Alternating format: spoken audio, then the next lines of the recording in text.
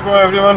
Yasir from Unichip Pakistan. This is a 2021 Hilux Revo stock 201 horsepower और इसको मैंने Unichip Premium Package के साथ ट्यून किया है and the results are very promising. Before run 1 है और after run 2 है.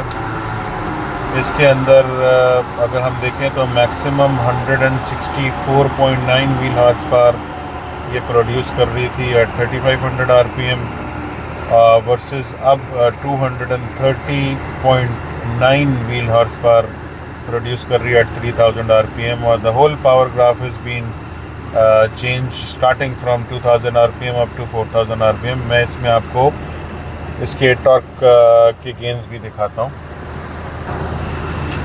ये इसके टॉर्क के ग्राफ हैं. अगर आप देख सकें तो from factory it is 500 newton metre और अब it is producing 660 newton metres. थोड़ी सी कंजर्वेटिव रखी है इस गाड़ी की tune. Up to 680 newton metres of torque जो है वो हम इजीली अचीव करते हैं with Unichip premium package. If there is any question, please feel free to ask her. Thank you very much for watching. Allah Hafiz.